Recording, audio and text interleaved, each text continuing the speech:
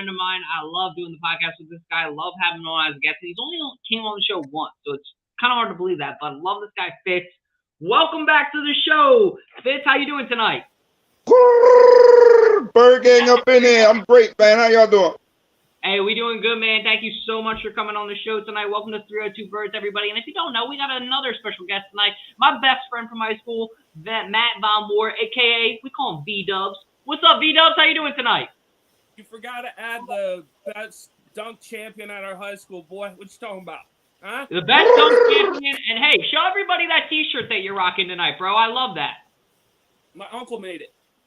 I love it. A beautiful shirt, a beautiful game.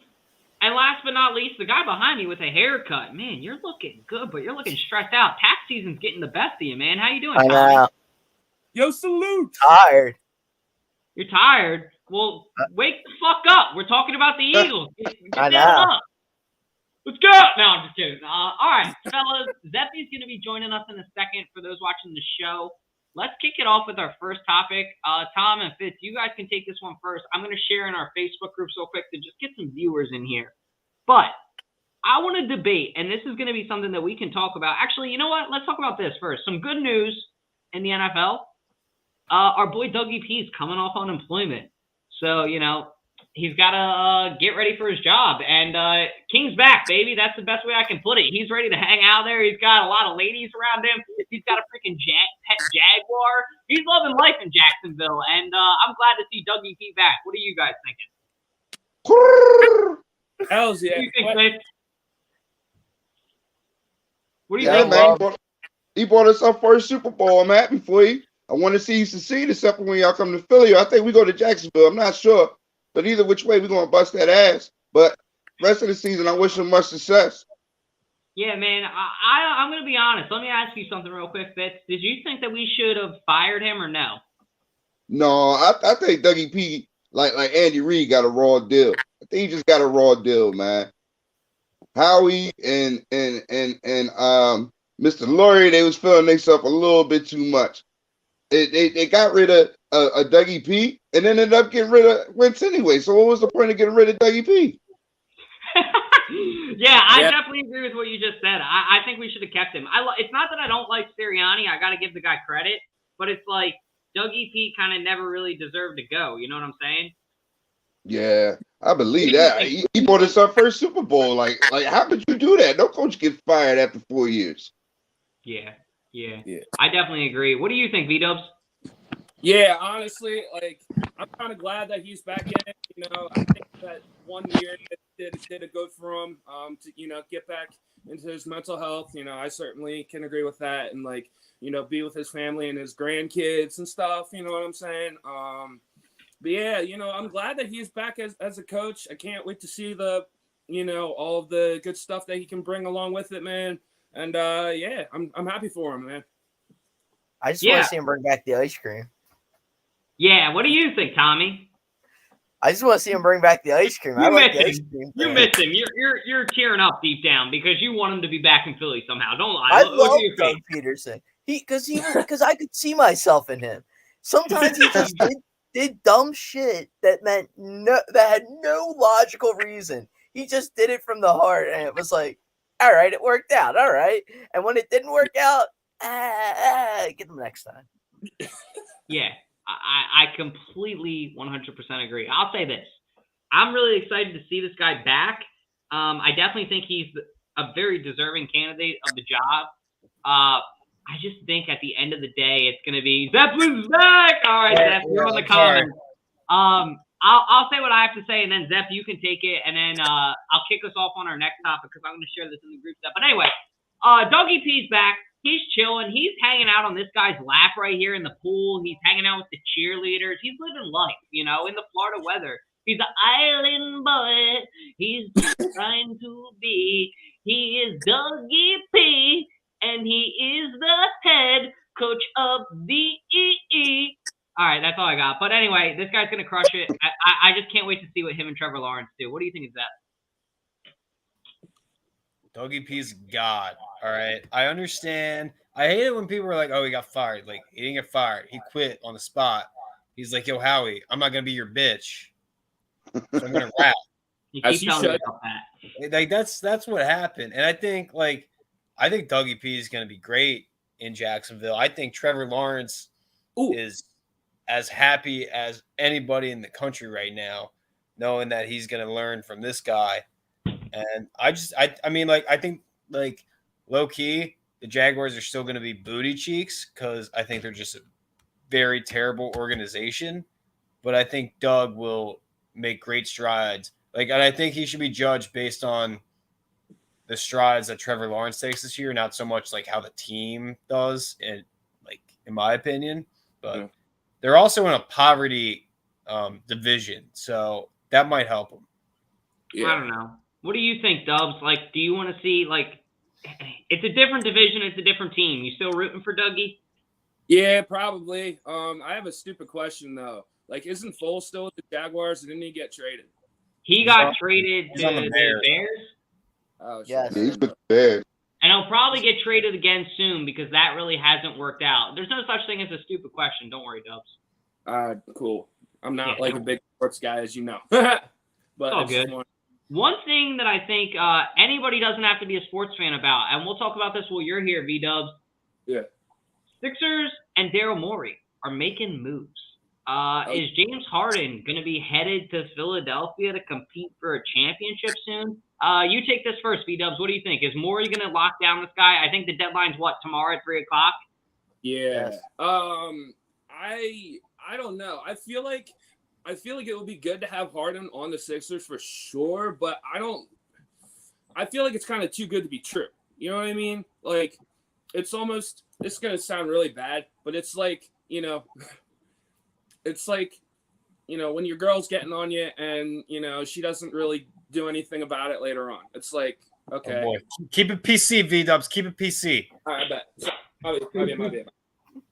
But yeah. But yeah, it's just, I feel like it's too good to be true. It's like spotting a unicorn full with a bunch of white horses. There's no way it's gonna happen. Yeah, I mean, yeah. I think I'll say this, and then anybody can take it. Open table discussion all night tonight, fellas. I don't have to tell you again. You can just chime in at any time. I'll just try to be the transition guy. But anyway, Morey, look at him. He's on the phone. He's up all night. He's working long hours tonight going, fuck it. We need to get this guy out of here. Fuck Simmons. He's a bitch. I'm sorry. But anybody that won't play for his team, and he says, it's not about the money. Bro, you're losing millions of dollars a year. Donate it to charity. It's hurting. It's just horrible to watch, and I would love to see Harden come here because the person I feel the worst for in this equation isn't even on the stream, and that's Joel Embiid. The Sixers are wasting an MVP-like season by not having help for Joel Embiid. Yeah. And I'm starting to see it already, too. People are, trying to put John Morant in front of him for MVP. Nah, I can't see that. I'm tired. I'm tired of Joel not getting the love. He has most points per game. He's right there. He has most rebounds per game. Right there in field goal percentage. He's crushing it all across the board. He's just not getting any love. Man, nobody gets love in Philly, man. Nobody. If you watch the TV, local teams is the only thing that give us love. On a national screen, they hate Philly. So it's no way that we'll ever get any love. Like Jason Kelsey said, no one likes us and we don't care. Do I think James Harden to come to Philly? Hell no. Because the Sixers and the Pat, they only going to give up Ben Simmons. I wouldn't give up Thibault, and I wouldn't give up Maxey. And be honest, would you trade for Ben Simmons? If you was the other team, would you trade for Ben Simmons? Oh, hell no. I can't. Because who the hell wants that guy? He's a headache. And as a coach, think about it. As a coach, imagine having to walk on eggshells with everything that you say because your player is going to be like, he said I wasn't good this game. He said I suck. I feel bad for Doc Rivers because there was a thing that basically said Ben Simmons was pissed that Doc Rivers didn't go see him in LA when he wasn't answering Doc Rivers' phone calls or text messages. Bro, how do you expect the guy to reach out to you and come find you, like telepathy? Like what? I'm not a fan of Doc Rivers because he's a Celtic. But who is Ben Simmons not to answer Doc Rivers' call? What did Ben Simmons do? Whenever it's playoff time, he disappears, man. Ben Simmons is. That's what he did. Yeah, Ben Simmons is soft, man. I don't think he was made for Philadelphia. I kind of want to compare him to Donovan, but Donovan was much better at his craft than Ben. Hold on. And Donovan ain't just go disappear. we talk shit about Donovan for 10 years. He's like, he loves it because he hates McNabb. Like, we all are kind of like, okay, McNabb's all right. I'm going to tell you something, Fitz. Tom hates McNabb. Like, hates it. We have a weird relationship with Donovan. Like, we hate him, but when he was there, he was pretty good. I look back now on him. Yeah, we kind of gave him because Donovan is like a passive aggressive. This is an aggressive town. You can't be passive aggressive. But Ben, he ain't passive aggressive. My man is soft, man. He's like that stepbrother that you kind of want to like, but at the same time, it's like, I don't know about that. Exactly. Yeah, that stepbrother or maybe that stepsister. I don't know. But anyway, just kidding. I wanted to say stepsister. But anyway, the point is, we're moving on to our next topic, and it's kind of an interesting one. Dubs, you can even stick around for this topic if you want to. You can hang out for the first half hour if you want. We're going to be discussing the greatest Eagles wideout of all time. Every week in the offseason, I'm going to try to do a GOAT position. Last week, we did the greatest Eagles quarterback of all time. And notoriously, our one member, Tom Salucci, said that Donovan McNabb was the greatest QB of all time. Thank you for that, Tom. No, I didn't. Don't put words in my mouth. He said he really liked McNabb's play style, and it was throwing up at halftime that really did it for him. Tommy, we'll kick it off with you first, man. I got four arguables up here, but it could be anybody in Eagles history. We got Tommy McDonald, Harold Carmichael, Deshaun Jackson, and Terrell Owens. Who's your GOAT Eagles wide receiver, Tom? First off, I want you to bite your tongue for what you said. That's what I know you love McNabb, man. I'll get you a jersey. Number 5 will always love you. Who's your GOAT, though, Tom? Who's your GOAT wide receiver? I think it's got to be Carmichael. Explain. I think it's Carmichael, McDonald. Djax had a great run, but I wouldn't put him as like my all-time. Because Tommy McDonald outshined, like he shined as a wide receiver in an era when and you didn't pass the ball. Oh, so that's why I have him at number 2. Carmichael was just a beast. And like he picked apart secondaries himself. Djax, you could go to him for a big bomb, but like I felt like once Macklin got here, he lived in Macklin's shadow. What? Wow. Wow. Macklin kind of took over. And then let me clarify, Tom, because I got your back, bro. Macklin took over the stereotypical wide receiver 1, the physical guy that guys would double cover that then would open up Jackson. Is that your point, Tom? Because I agree with that. Yes. Thanks. I got you. That's why the physical guy. That's why he's not new. Like, if I'm ranking these guys, and then T.O., he got pushed out because of Donovan. Another reason to hate Donovan. He got rid of a great receiver that we had and added to the list of reasons to hate Donovan. He was here. Was he phenomenal for us? Yes. Then did he cause controversy with his sit-ups in the driveway? Yes. But he was great. God damn, did he have some ads though? His ass went up. He was chiseled. He was like a Greek statue. Mm-hmm. Greek statue. I don't know, Zeb. You're talking. Who's your GOAT? Me? I mean, I feel like it's probably Carmichael. But I don't know what the fuck Tom's talking about. That Djax got overshadowed by Macklin. Do you remember like the season, the Andy Reid season, where Mike Vick Bergner, real quick, Josh. Can you give a bird call for Bergner? He's in here real quick. What oh, I can do it. I have no tongue game. Sorry. It's okay. But anyway, back to what you were Just saying. keep practicing. You'll get it. Keep practicing. I wanted to welcome Bergner. I didn't want to interrupt you, Josh, but who do you got? Keep going. Yeah, I'm saying Carmichael, but like if you remember the season with Andy Reid that Michael Vick took over when Kevin Cobb got hurt the first game against the Packers, and then like Chip Kelly's first season before everything went to shit. Like anytime Mike Vick got snapped that ball, like there was like 30% of you that was like, this is gonna be a bomb to D-Jax. I'm about to lose my shit. Like D-Jax was just amazing. Like he didn't drop balls.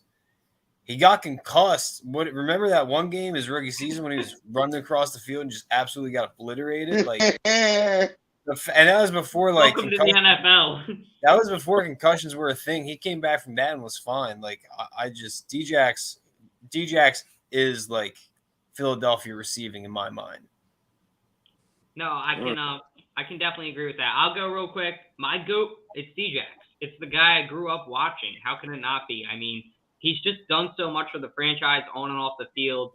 I'm not going to lie. I'll tell you guys a really funny story about Macklin and D-Jax. I'm 10 years old at the Christiana Mall, which is in Delaware notoriously, and Deshaun Jackson and Jeremy Macklin are doing a pop-up event at the Nordstrom in the parking lot signing mini helmets. And I have a mini helmet on my desk signed from Jeremy Macklin to this day. It was on my birthday, and he wrote happy birthday on the mini helmet and then autographed it. Really cool. Anyway, Deshaun Jackson shows up 2 hours late because he's out partying and drinking the night before. He's still my GOAT Eagles wide receiver. I still love him for all the great moments that he gave me. And can you say that any of these guys have given you a better moment at wide receiver position than the miracle at the Meadowlands and all the moments Deshaun Jackson's given you? Because I can't. At least that I've watched. Yeah. Nah, you got me there, bro. Who's yours, Dub? Probably D-Jack as well. Like that dude could like move like no one's fucking business, man. Like he was crazy, and just I don't know. Like I'm in the same position as you because like you know I grew up like watching him like you know do his thing and whatnot. So I was really you know I liked how he was like you know like caught all those balls like solidly you know like not like in the what's his name? Like the guys that like would just drop him all the time, like that would piss me off. But like, yeah. Yeah, I hear you. What about you, Fitz? Wow. I'm surprised, man. I'm surprised. McDonald, I can't really speak on because I never seen him play. I gotta say the GOAT, T.O., brother. T.O. came to Philly. We had some bad receivers. The best was 4th and 26, Freddie. We had Lean Lightning type Pixon, Nay Brown. And then comes T.O. He had his own song. And on top of that, he played in the Super Bowl with a broken freaking leg. I got to go T.O. 1. I got to go Carmichael 2. And I got to go D-Jax 3. And I have to put McDonald in 4, even though I'm probably wrong. But I never seen him play. Hey, I don't blame you for McDonald. McDonald was good in his era. And maybe he's only one of the only Pro Football Hall of Fame guys besides Carmichael. But the thing, I mean, is T.O. in there yet? T.O.'s in the Hall of Fame. Okay, so 3 out of those guys are NFL Hall of Fame. D-Jax isn't. The thing is that between McDonald and Jackson is McDonald played in the 50s where you get 600 yards for a wide receiver and you're the best thing since sliced bread. Jackson's rookie year, he had like 900 yards. So it's like... Come on. Can I say one thing? And this guy's definitely not the best receiver, but I'm gonna go with like the most underrated Eagles wide receiver of all time. Jason Avant. Yes. Jason. All right. That dude could catch a football on the moon if someone threw a bad pass as well. In my mind, I think there's only one drop pass that I remember from him, and it was against the Redskins in Donovan McNabb's first game as a Redskin, and Jason Avant he dropped the ball in the end zone, and it was like huge news because it was like Jason Avant never drops a ball. Him or Kevin Curtis. Kevin Curtis was kind of a G too. Yeah. There were a lot of good guys that you're right that I think deserve respect, but those 4 guys, I think, Mike Quick too, Bergner saying in the chat, I hear that, and then Felkay's already given us shit saying, "Hi guys, congrats on the first round exit by 50-year-old man." Hey Fel, congrats on the first round exit to your Cowboys too. Losing to Deebo Samuel at home and your QB getting Nickelodeon slime. Yeah, 50-year-old. We lost to Tom Brady. If you're actually a Cowboys fan, I don't know you. You lost to Jimmy G. Jimmy G, that's pretty bad. And we're just kidding around, but back to Quick, no love for him. But anyway, no game this week, but I got to give the game ball of the week, actually, and I want to recognize this to Anthony Harris. The picture you're seeing in the left of the screen is a young girl who lost her dad. He passed away, unfortunately, and it was a father-daughter dance. And I guess that she reached out. I don't know the full story, but I guess that she reached out to Anthony Harris and essentially said, "Hey, would you come to the dance with me?" And he went with her. And I just think that that's awesome. And I think that this guy, I like the way that he played this year. I thought he was kind of under the radar. Maybe Gannon didn't utilize him well. Give him time, but I like to see that he's getting established in the community because I think that that translates to play on the field.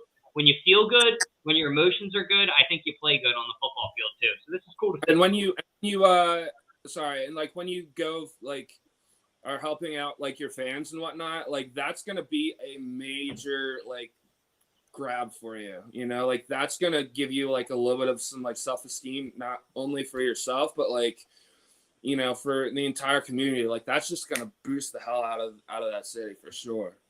It is. It's going to trickle down in ways to everybody else. But real quick, I know it's 9:30, so I want to give some of the time to Fitz, too, as our guest.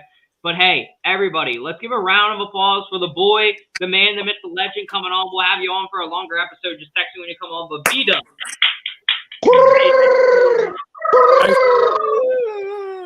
Hey, but that was pretty good.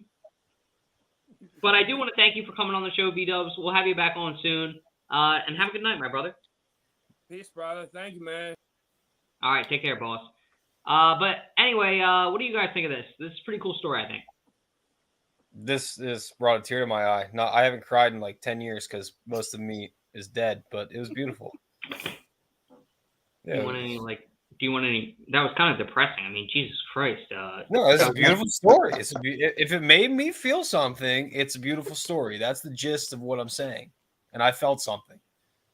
I wish that there was there's some kind of music you can put on here, but there's no sad music the I've also been watching a lot of Euphoria. What a wild show. So I'm kind of down the dumps right now.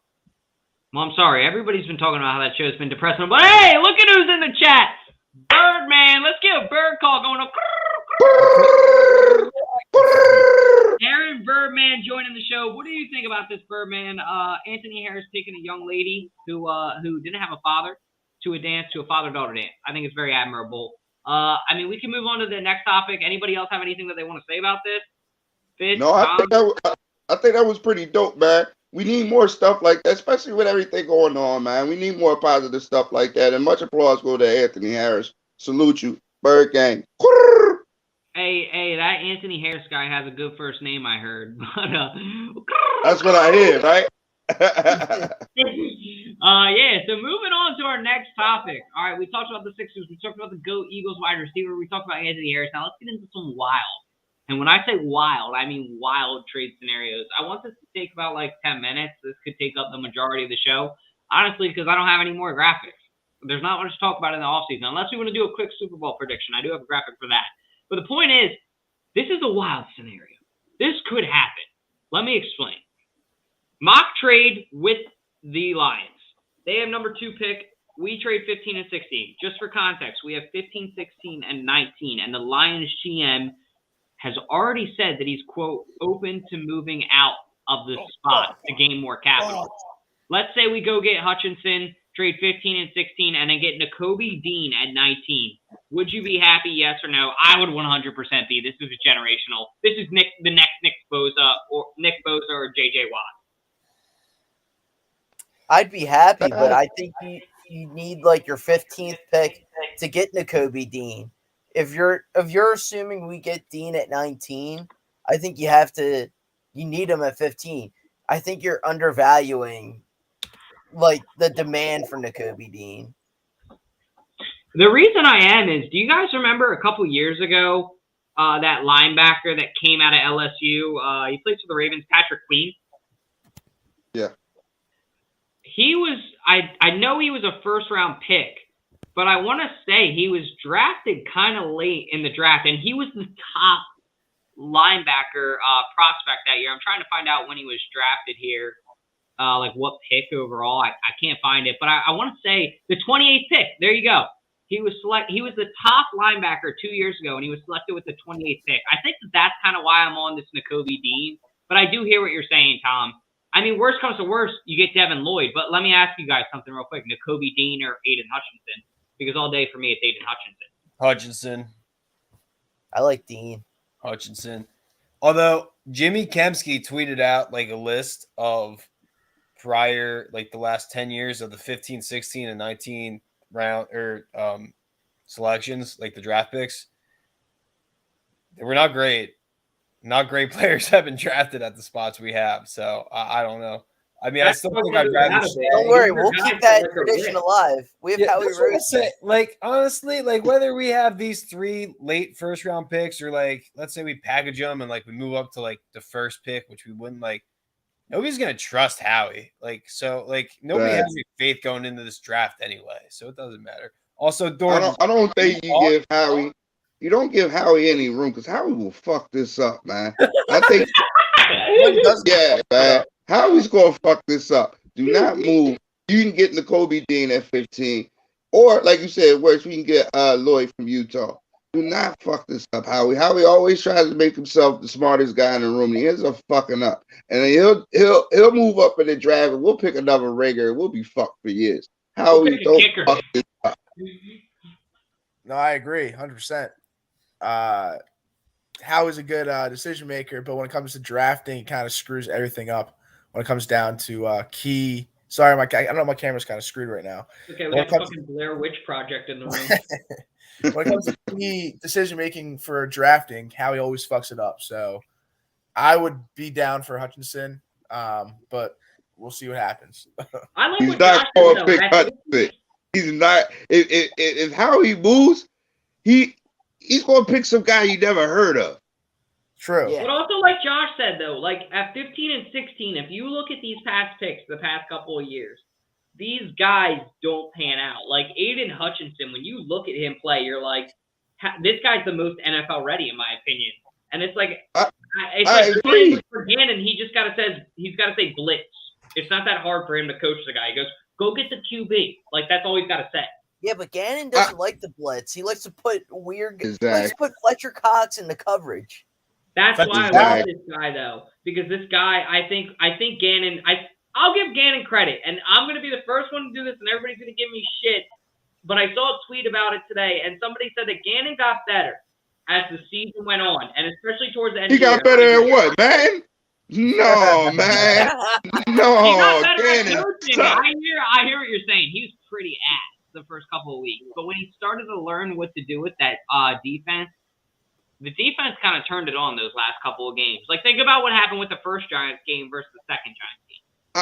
I think the defense got better in spite of Gannon, not because of Gannon. I think he's, okay. I think he's too passive. I think the talent just came into play. Like I said, they got better in spite of Gannon. Gannon is he's too passive to play defense in Philadelphia, man. Let's get Seth Joyner at the defensive coordinator spot. Let's get Gannon about it. 100%, man. I agree with that take 100% because Darius Slay said it in an interview at one point. He was like, yeah.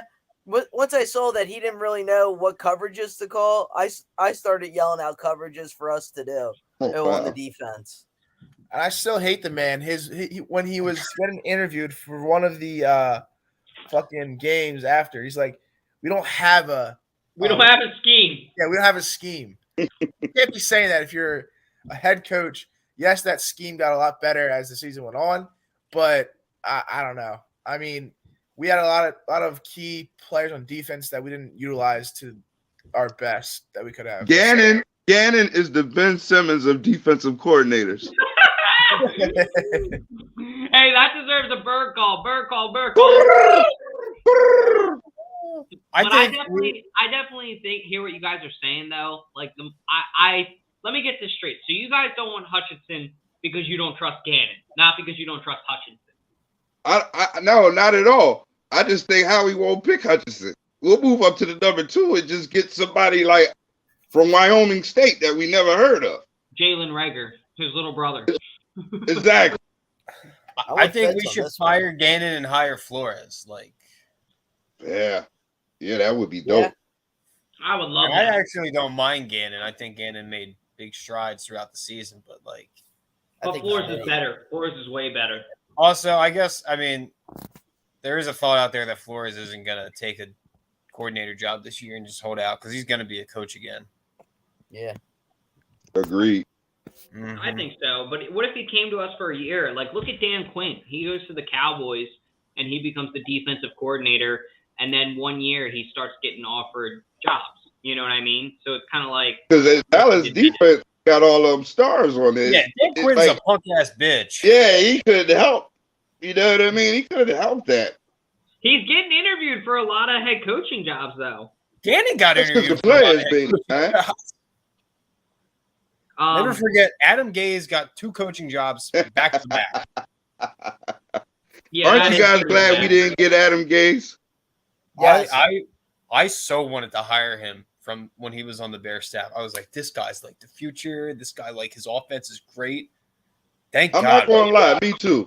Me too. I'm so glad we didn't hire him. But then, like when you look at it, like the history, you're like, oh, the only thing this guy's actually ever done is like coach the Peyton Manning offense 1 year. Like, he's done nothing. Peyton Manning was probably, yeah, he's fine, whatever. You should hire him. And then, like, that was it. Yeah, it's going to be interesting to see what they do with the draft this year. But I got to agree with, hey, look, Jordan's back, and we got his face. Hey. He looks good, man. Hey, guys. This is going to be cool, though, if they do this. If he does this because how he values outside linebackers, I would be happy. If not, that's the only guy I want to trade up for, I would say. I mean, Josh, are you in agreement with that? I don't even want Thibodeau. I don't want to trade up for him. I would agree that's the only person I would trade up for. I still don't know if I would give up. I think keeping 3 late picks where you can still get 3 defensive starters is better because I don't think, like, even if you draft Hutchinson, there's still a lot of holes in our defense. Whereas, like, if you go like linebacker, D-line, safety, back to back, like, I think that will help our defense more. But I understand what you're saying. I don't think Hutchinson is on the same stratosphere as either the Bosa brothers or like Myles Garrett. Like, I think he is a step below them. Yeah, he's got a lot of development to do, but he's definitely, I think, the most NFL ready pass rusher. I mean, I would agree with that. Yeah.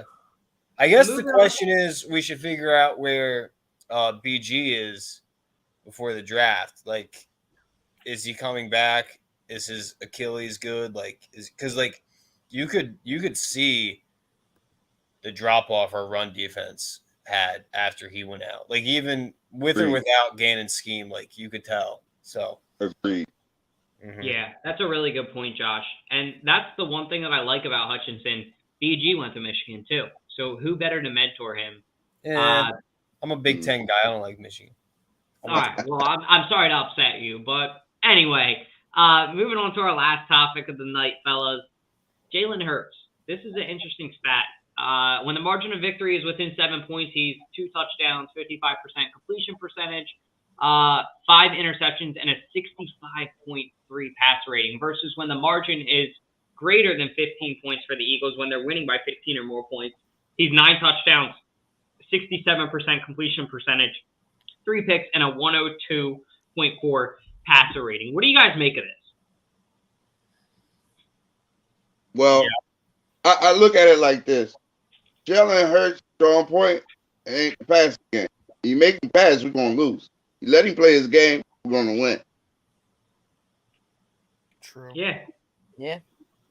Whenever you force Jalen Hurts, if Jalen Hurts has to win the game on his arm, and I'm not a Hurts hater, I'm not a Hurts lover. But I'm just a realist. If Hurts has to win the game with his arm, we're probably not going to win. If you let him do his thing with the running game, the minute Sirianni goes away from the running game, we're going to lose. Yeah. I agree with Fitz. He's just a guy. Like, he's just a guy. I don't think he will ever be able to win you a game in the air. Maybe not ever. Right now. No, out of the past starting quarterbacks we've had within the last 10 years, I don't think we can rely on Jalen Hurts to throw the ball that we could have with, let's say, Mike Vick, let's say Nick Foles, those Sammy kind of Sleeves. quarterbacks. Yeah. Well, I mean, even though Bradford was a bum, he had a decent game. Yeah. Mark Sanchez. Nah, kid fucking sucks. Franchise. Sam Bradford threw the nicest wheel route I've ever seen. His like the running backs out, like to Ryan Matthews running wheel routes out of the backfield. Like that was the only ball Sam Bradford could throw like past 10 yards. Yeah. My favorite duo is Vic and Jackson for sure. Yeah, you're already Zach, you weren't here earlier. Who's your GOAT Eagles wide receiver?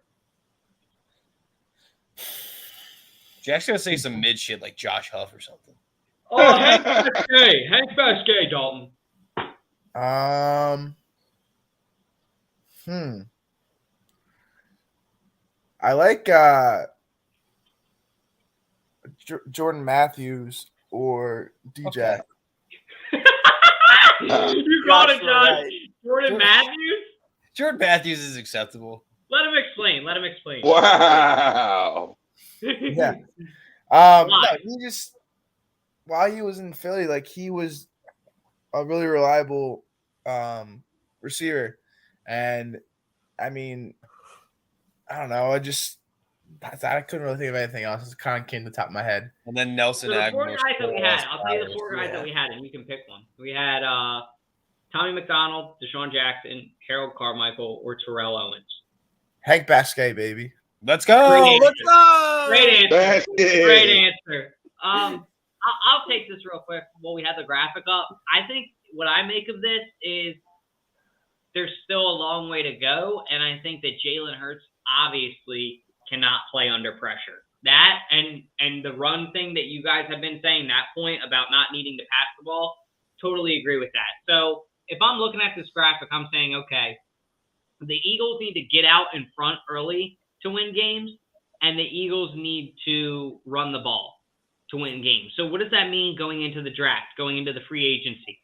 That means you need to get playmakers that can make plays coming out of the gate to get Hurts' confidence up.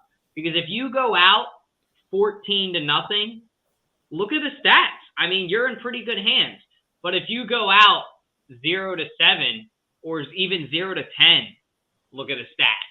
You're in kind of a bad scenario. So if I had to rank the Eagles this year out of 32 teams, they're literally number 16 in my ranking. But there's a long way to go for this kid. Love him, but a long way to go. I mean, if he can improve like what's his face did, Josh Allen, and actually in the offseason this year work on his throw game, I think, it's anything, uphill from there. So he needs to work on his mechanics, I think. We talked about this previous shows on his throwing mechanics, I think.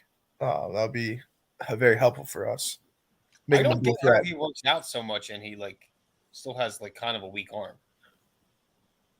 Yeah, maybe. Because all he does is deadlift and squat. He needs to do fucking bench press. He needs to fucking do curls. It's okay, Felkai. Hey, Dak Prescott's still 32nd in the league. Oh, boy. You getting Tom. Attack.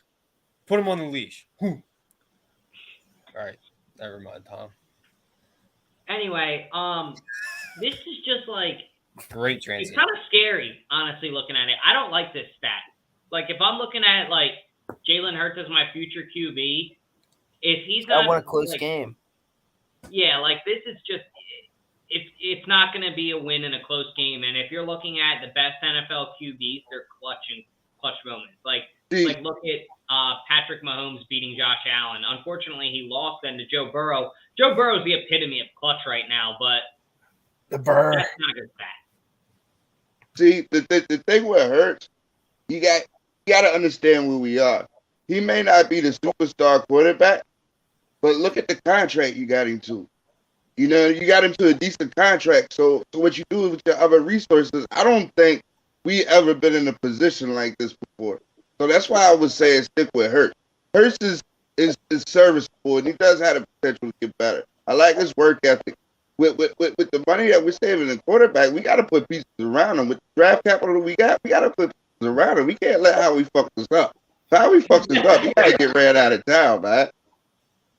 Yeah, now, that's a really good point, Fitz. They need to draft They need to get a wide receiver there now to find out what they have with Hurts.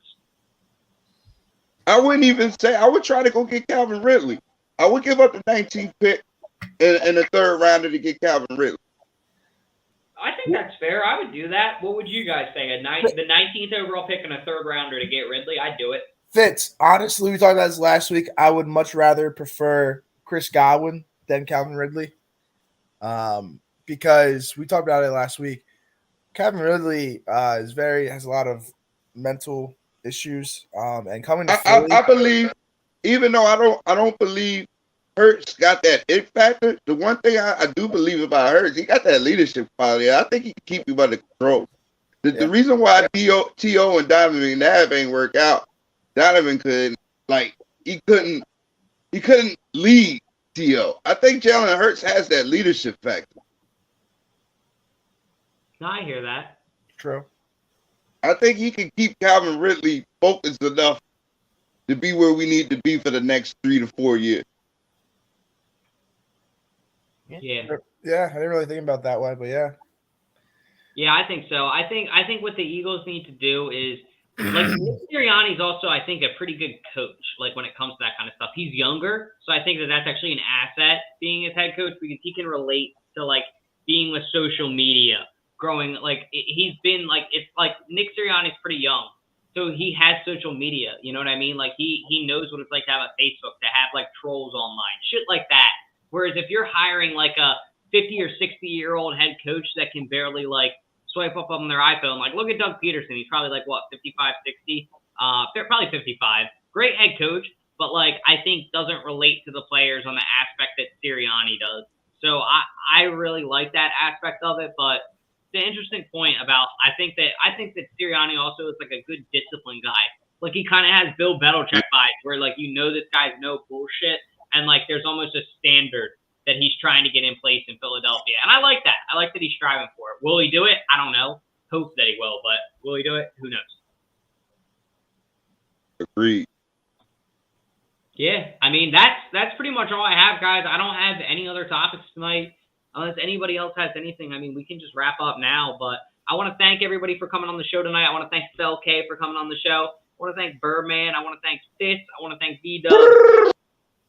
If you guys aren't, follow our TikTok at 302birds. Check out our Twitter at 302birds and our Instagram. We're on so many platforms, guys, now. Apple Podcasts, Spotify. Give us a listen during your workout. Give us a listen when you hang out. Give us a listen when you chill out. I don't care what you do, but just give us a listen. And as always, God bless.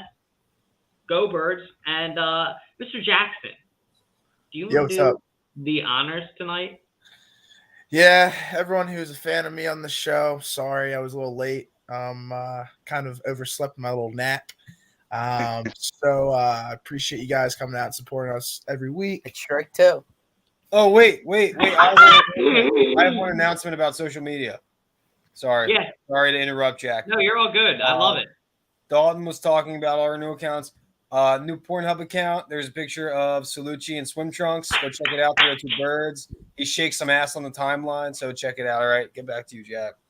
Yeah, and then the biggest thing ever happening come the summer is the bout between Zepp and I playing some ball, basketball. So yeah, and Fitz is repping, and Fitz said that it's street ball rules.